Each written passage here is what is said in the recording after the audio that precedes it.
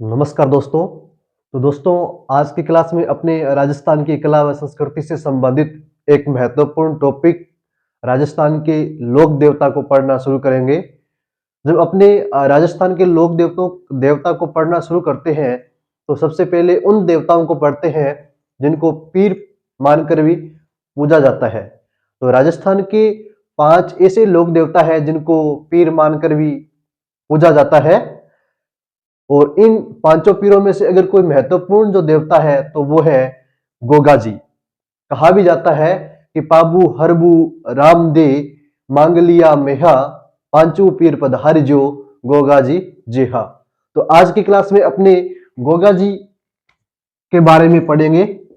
गोगा जी।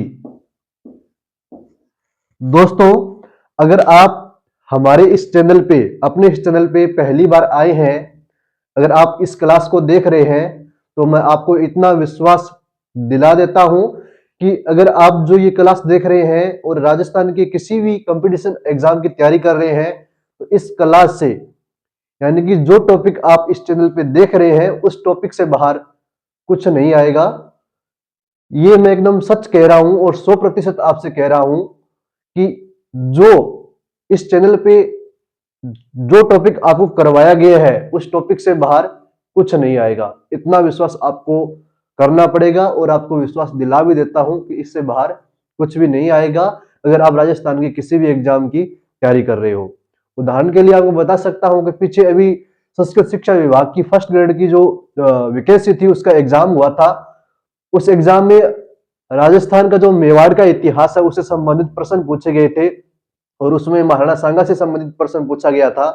तो अपने जो पीछे की क्लासें अपनों ने लगाई है उस क्लास में वो प्रश्न आपको मिल जाएगा किसी न किसी न रूप में। तो आप बेझिझक विश्वास करके अपनी क्लास जो है उसको अच्छी प्रकार से देख सकते हो और उनके नोट्स बना सकते हो। तो अपने अभी पढ़ते हैं गोगा जी के बारे में। तो सबसे पहले अपने देखें तो गोगा जी के जो पिताजी हैं उनका नाम क्या है। तो गोगा जी के पिताजी का नाम है जेवर जी। जेवर जी जेवर सिंह है। और इनकी माता जी का नाम था बाछल बाछल देवी जी। बाछल देवी जी। गोगा जी का जो जन्म स्थान है वो है ददरेवा चूरू।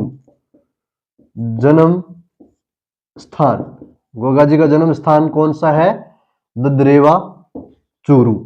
ददरेवा कहां पड़ता है? भी चूरू जिले में पड़ता है ददरेवा। और जो गोगा जी की पत्नी का नाम है वो है केलम दे। केलम दे। दोस्तों, मैं आपको यहां पर एक बात बताना चाहूंगा। जो राजस्थान हिंदी ग्रंथ अकादमी की बुक है डॉक्टर हुकुमचंद जैन, डॉक्टर नारायण लाल माली की जो बुक है उस बुक में गोगा जी की पत्नी का नाम मेनल मिलता है। क्या मिलता है? मेनल। तो आप यहां पर कंफ्यूज मत होए।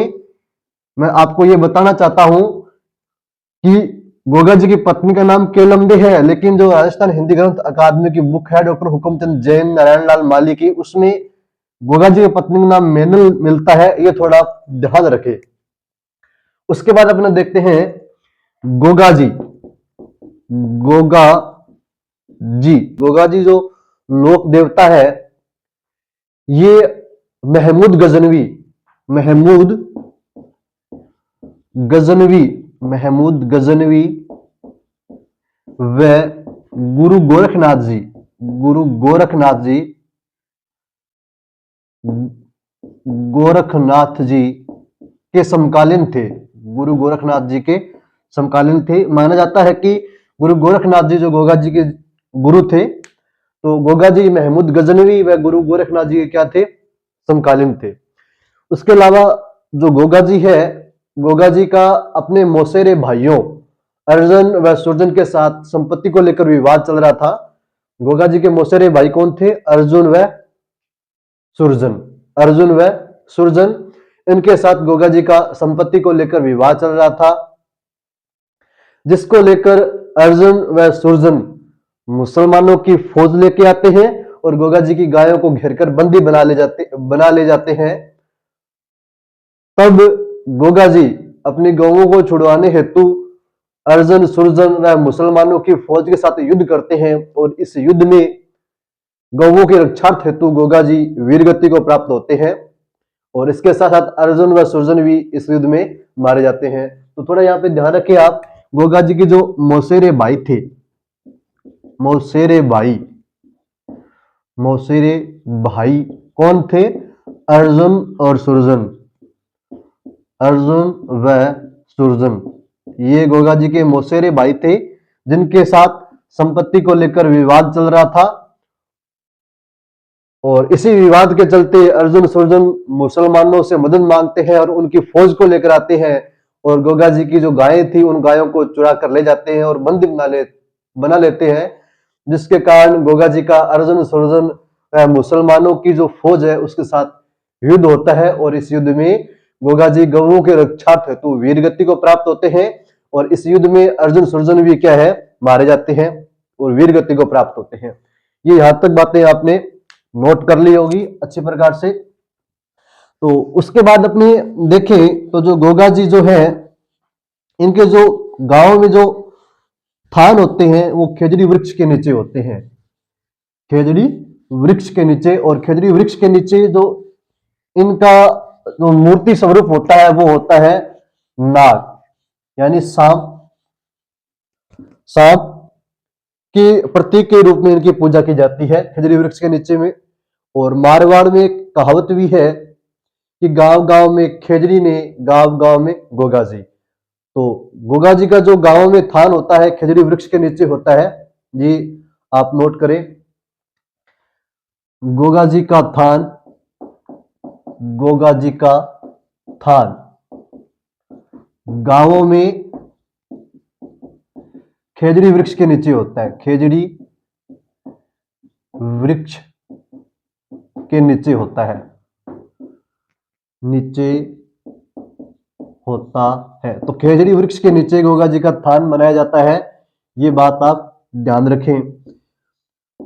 गांव में गोगा जी की जो मेड़ी होती है, गोगा जी की मेड़ी, मेड़ी में गोगा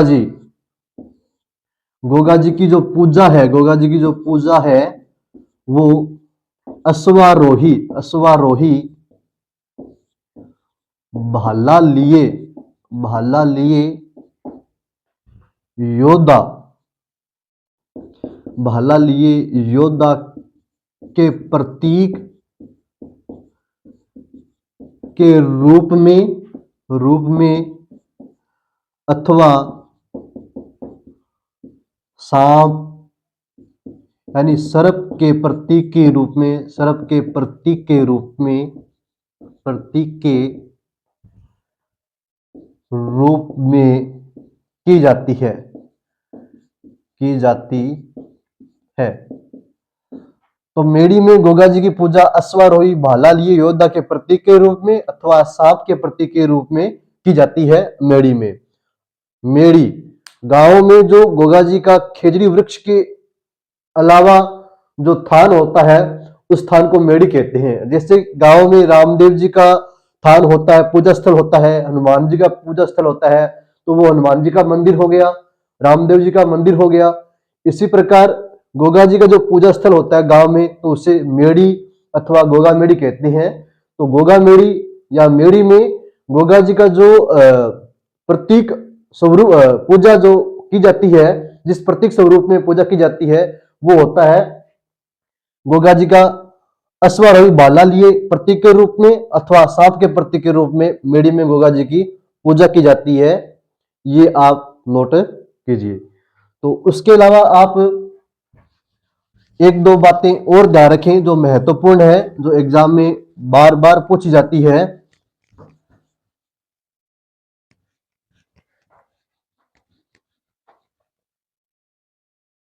गोगा जी ने किस प्रकार वीरता पूर्वक मुसलमानों की जो फौज थी, मुसलमानों की फौज व अर्जुन सुरजन के साथ युद्ध किया, उसका जो वर्णन है हमें कवि मेहर द्वारा रचित गोगा जी की रसावला में मिलता है। दोस्तों गोगा जी ने जो युद्ध किया था, इनके साथ अर्जुन सुरजन व मुसलमानों की फौज के साथ जो युद्ध किया था उसका वर्णन जो है कवि मेहे द्वारा रचित ग्रंथ है गोगा जी का रसावला, उसमें मिलता है। तो ये बात भी आप नोट करें। अर्जुन सुरजन, अर्जुन सुरजन व मुसलमानों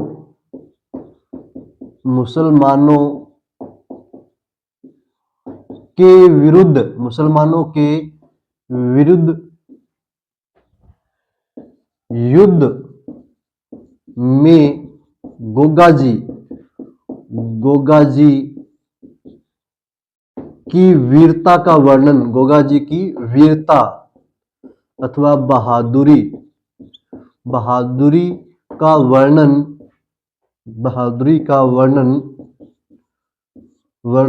कवि में है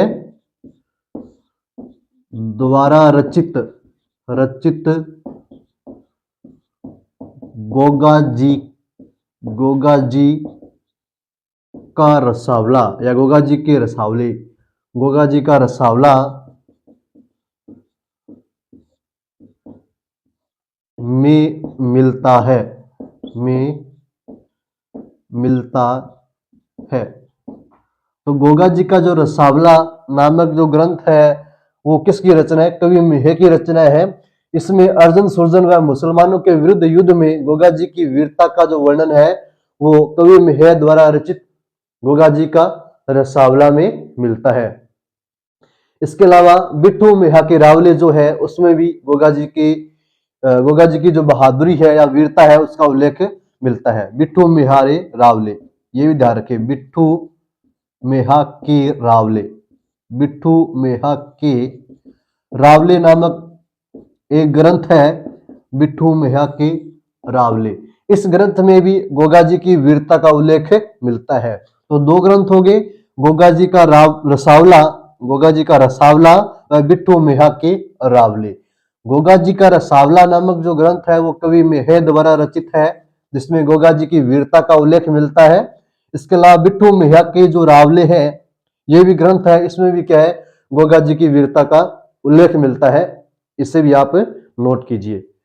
दोस्तों, ऐसी लोक मान्यता है कि जो गोगा जी के जो भगत है उनको अगर सांप काट भी ले तो उन्हें विष नहीं चढ़ता है। अगर किसी व्यक्ति को सांप काट ले, अगर अन्य किसी व्यक्ति को सांप काट ले तो उस काटे हुए व्यक्ति को, सांप द्वारा काटे हुए व्यक्ति को गोगा जी के शरण में ले जाने से उसका जो विष का प्रभाव है वो खत्म हो जाता है, ऐसी लोक मान्यता है। तो आज की क्लास में इतना ही। इसका दूसरा पार्ट एक और बनाएंगे, उसमें जो अन्य महत्वपूर्ण जो जानकारी और रह गई है उसके बारे में अपनी चर्चा करेंगे। तो आज के लिए इतना ही, जल्द मिलेंगे अगली क्लास में, तब तक के लिए जय हिंद जय भारत।